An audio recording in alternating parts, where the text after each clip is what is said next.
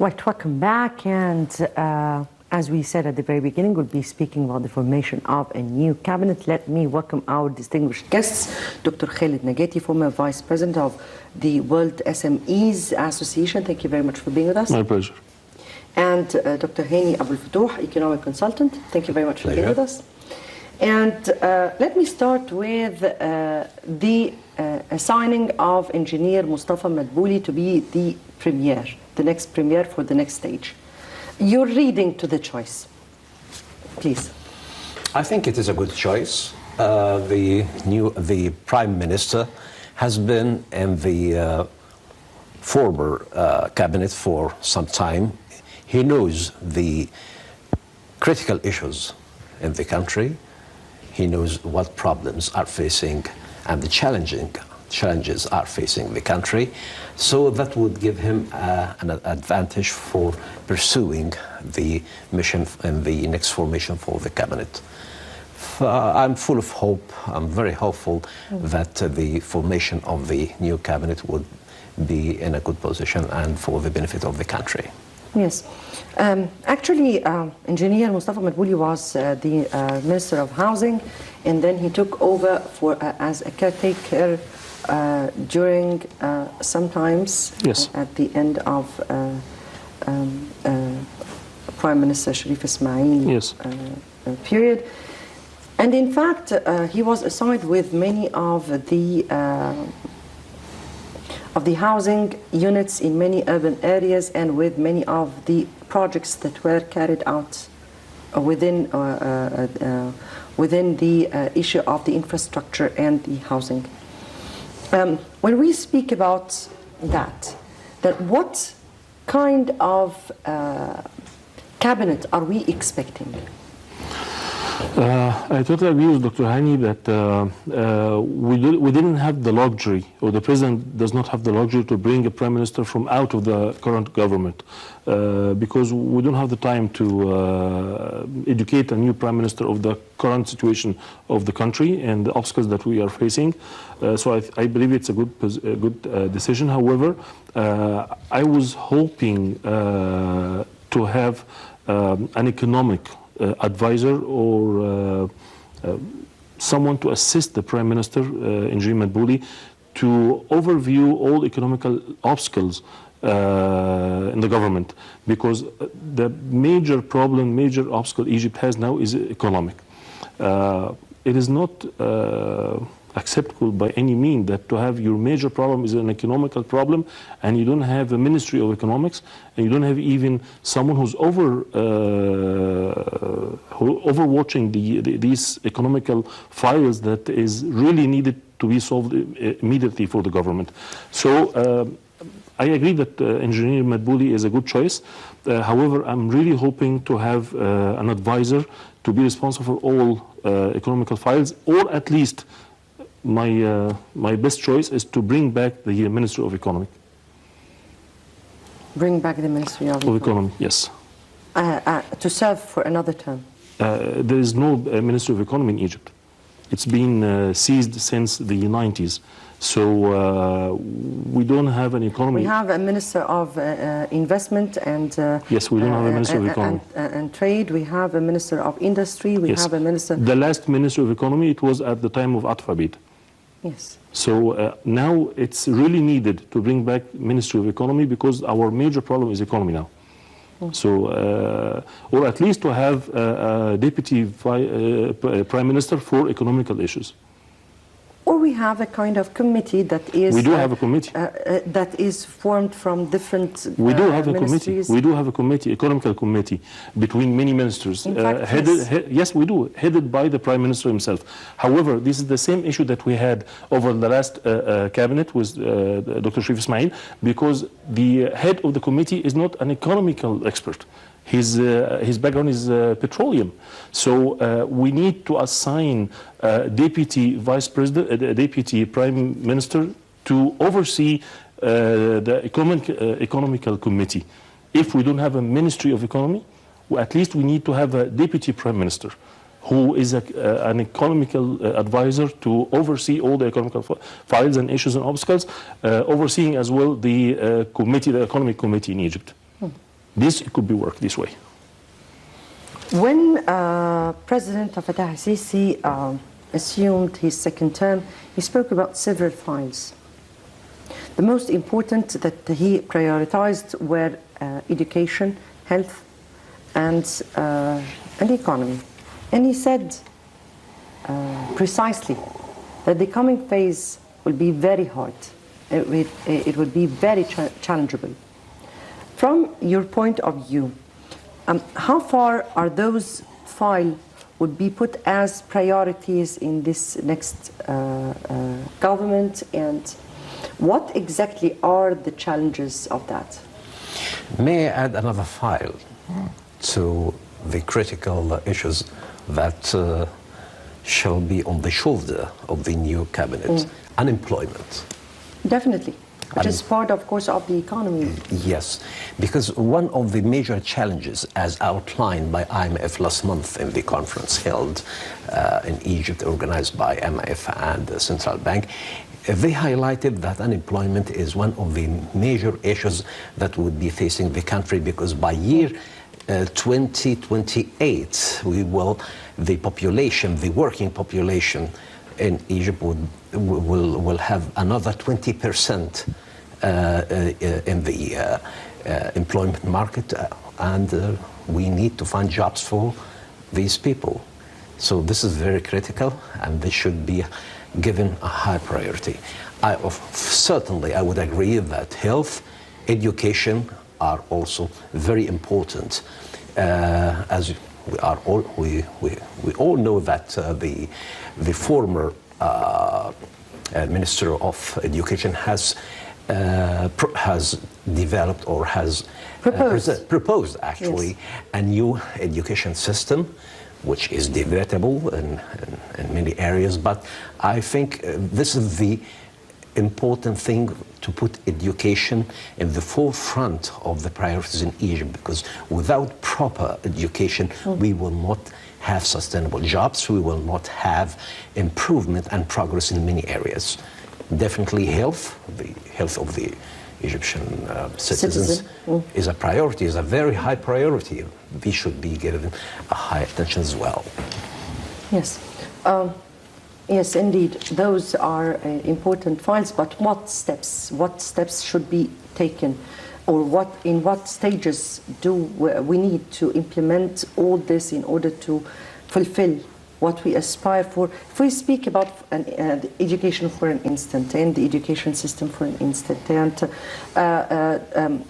Dr. Hany here spoke about an important issue, or highlighted an important issue, in order to find a solution for unemployment, or in order to fill the vacancies that are needed. There should be a kind of education that students have to from the very beginning until the very end, in order to be able to really satisfy the needs of the market. Well, what steps? You really tackled a very important issue here. I believe unemployment rate is one of the obstacles that is facing Egypt over the last many years. But we have to connect it to another issue, which is the informal sector. Now the government is really tackling and putting pressure on bringing the informal sector into the formal sector. They are tackling all projects that work without any official documents to propose to the government to apply for commercial register and tax ID and so on, to be joining the formal sector. However, who is applying this? Because you're speaking about a very important file, which is integrating the informal sector into the formal one. This is a very important issue in the economy. We're speaking here about 60% of the Egyptian market. Yes, it was supposed to be the newly formed SMEs institution. This is supposed to be one of the main jobs. However, the focus on integrating the informal sector, the current informal sectors, into the formal sector, from my opinion, I'm not being negative, but it's not. If we succeeded to bring 10 to 15%, then we have a good result, because these people have inherited already their businesses for so many years from their fathers and grandfathers working this way. It is so hard, extremely hard, to change their mindset to work with documents and pay taxes. And even if you tell them you get tax exempt for 5 years, they still do not have trust in the government in this issue. So why don't you leave this and don't put so much pressure on it? However, you can go to the graduated students. Each year you have 900,000 graduations every year, average. Most of them will be unemployed for the next 2 to 3 years. So why don't you approach them, make workshops in the universities to bring back all these students who are graduating next year to change their mindset that when you graduated, the SMEs institution will help you to do your project, to do financial analysis, to do feasibility study for you, 1 to 3, to be able to be to have an SME's owner or to have your own project, even if it's a small project. This is the only way you can really have a positive effect on the unemployment rate. We'll come back to this Sure. point because we all know that during the first 4 years, the President has allocated already 200 million Yes. pounds Yes. for the SMEs. Yes, it didn't go for we'll SMEs. get back to this point. Let me get here to Egypt's economic part. And we have been through many challenges during the past 4 years. And we have been able to overcome some of the challenges, but still there are so many challenges to overcome. First, your evaluation to the economic status of Egypt at this current stage. The economic status of Egypt is improving, actually, since the implementation of the economic reform started in year 2016, November 16, and the macroeconomic indicators are now improving, and we witness actually, or we witness the results of the reform in terms of the lowering the inflation rate, which it was 36% July last year. Now we are talking about 11.4%.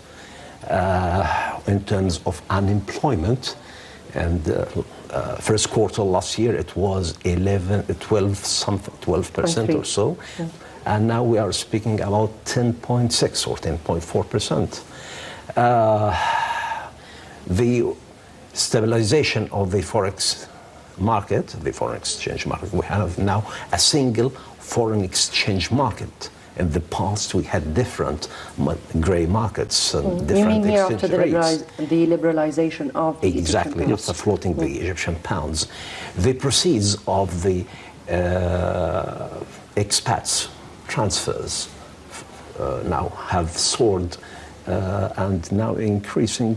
We witness a continuous ongoing increase in the expats transfers. Egypt is progressing. The reform, the economic reform program is achieving its objectives, and we have still 1 year to go until Egypt finishes the last phase of the economic reform. And by then I would hope that the average citizen would feel the results as well.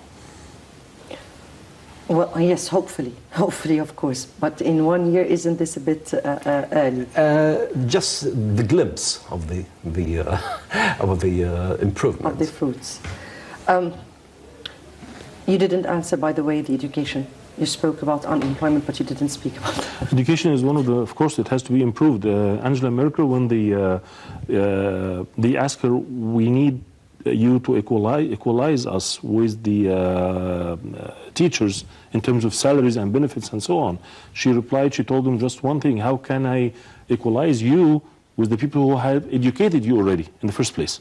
So investment in education is very essential, and we don't have the luxury to choose not to invest in education for the next few years. If you really want to build Egypt for 2030 or whatever it is, the government plan, you have to invest on students and also on teachers. Education is very important. You cannot just have... Very much indeed. Yes. Very much indeed. Getting back to this point that we ended with, which is the SMEs and the allocation of the initiative, the president's initiative for yes, 200 billion. The president initiative that was carried out by the Central Bank of Egypt and some of the committees he initiated. And from your point of view, how far is this initiative fruitful? The president has announced this about 2 years ago, and he said to the youth and younger generation, he told them, I have allocated 200 billions for 4 years, 50 billions a year for your projects. I need you to be SMEs owners. I need you to have your own businesses. Government cannot hire you anymore. So your problem is with the fund, so I allocated 50 billions a year, okay? The definition of SMEs that I have been calling for the last 7 years, now from total revenue project or total revenue from 1 million to 50 million is considered small business. From total revenue from 50 million up to 200 millions are medium enterprises. So basically, the fund. I thought it was starting at 50,000, not million. No, that's the micro. That's the micro. No, that's the micro. That's the micro. Yes. Okay. The small is from 1 million total revenue to 50 million. The medium is from 50 million to 200 millions. Who's saying anywhere in the world that company is making 50 million pounds a year is considered a small business, and company is making 200 million a year is considered a medium sized business? However, it's too late to modify it now. It's been implemented already and integrated into the system. No, there is never too late, by the way. No, but we can do something else, much easier. We can allocate 20%, for example, from the initiative, from the 200 billions to micro finance, which is below the small enterprises. So basically to help the younger generations to start their own businesses. Because it's impossible for someone who just graduated this year from school. Why would somebody who is starting his career with 50 million pounds would need funding or would need any I don't kind think of that's assistance? practical. It's not practical, I feel. No one who's just starting a business will ever make 50 millions a year for the first year. It's impossible, okay? And it also connects us to another point, which it will have a very good positive reflection on the Egyptian GDP. Basically, the gross, the GDP is the total income of the country. So basically, the people are focusing now on the exterior debts. The exterior debts is almost 80 billions. The number itself does not bother me at all, because we have to compare it as a ratio, as percentage to the GDP. So it's now average 36% of the total income, the total GDP of Egypt. So it's still in the safe area, like Tarek Amr said, the governor of the CBE. He said it's in the safe area, and I agree with him. However, most of the people are talking now about how to decrease the number, the amount, which is 80 billion, how to decrease it. It's too much, it's been doubled since 2014. Okay, I agree with you, but how to decrease it? That's not the issue, to decrease it. The main issue is to increase the GDP. I'll give you a very small example for our viewers to understand it. If a family's income is 5,000 pounds a month, and they pay 3,500 installments, car payments, and so on, the balance will not be enough to live their life. So basically they have two options. One is to decrease their payments, which takes longer time, and the other issue, the other scenario is to increase their income. So that's what we have to do in Egypt, to increase our GDP, to increase our income. So basically the ratio will be, instead of 36%, it go to 30%, 25%, so it will not affect us at all. Very much indeed, and this is why when the president spoke in his speech at his second term, he spoke about that the next 2 years would be very hard in order to complete the mission. But you can do that without SMEs. You cannot do that without I would SMEs. see that. But let me here take, how did you read this 2 years? 2 years to achieve the fruits of the mission, or to fulfill the mission that has been carried out for the past years. And at the same time, he was speaking about the national mega projects that we went through, and the hopes to be able to bear the fruits of those in this upcoming stage. You're reading to that? Well, I think 2 years is achievable, provided that the concerned authorities and the citizen join hands with the government, in order to achieve the reform and the reform program, yes. Yeah, the reform program successfully. Speaking about the mega projects, I'm fully convinced that the mega projects have added great value to the economy and to the GDP, because these projects have used or have created jobs for thousands of people, and the unemployment rate was down mainly because of these projects, because these projects are labor-intensive projects. So I think it is achievable, and I would hope that by then the picture, the economy of the country would be in a much better shape. Dr. Nagati, you said we can achieve our target without the SMEs, and then without the informal sector, or without I said we can't achieve emphasizing on that. So how? No, I said we can't achieve. I said what I said, we can't achieve it without we SME. Can't achieve we cannot. it. Not we can. We cannot achieve it without SME. Yes. Exactly. Yes. Exactly. This is because that surprised me, by the way. Yeah, no, so we cannot. How do you view the next stage? How can, in order to be able to do what you said, respectively here, to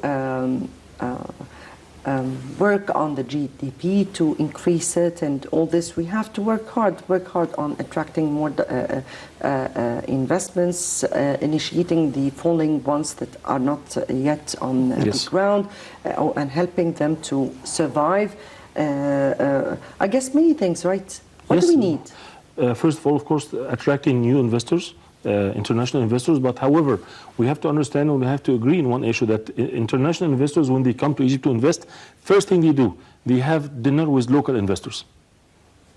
So if you really want to attract international investors, you must keep your local investors satisfied, because you can imagine what's going to go through during this dinner. If the local investor is not satisfied, then there's no way the international investor will invest his money in Egypt. Number two is the defaulted manufacturers, that they are already closed. Thousands of manufacturers are closed in Egypt, either because they don't have enough money to pay their bills or loans, and some of them are being traced by legal actions as well. So the government has to step and help these defaulted factors. They already have a plan for them. They have a certain fund to help them, but I'm only asking the government to minimize the required documents to float these defaulted manufacturers. It is still very much complicated. The process is long, it takes a long time, too much documents are required. It's not going to get the point. So you mean here applying the one-stop shop, not just in the Suez Canal zone, but rather in all Egypt? Of course. As Dr. Hane said, we have to join hands, government and citizens. Governments cannot do everything by itself. President cannot do everything by himself. To work in tandem. Yes. And that makes me return back to our main topic, which is the new cabinet. And hence we're speaking about the economy as a first challenge to the country to progress in its vision, or in its 2030 vision. Then what exactly are the steps a new government would need, or strategy it need to put in order to really face or confront the challenge of economy?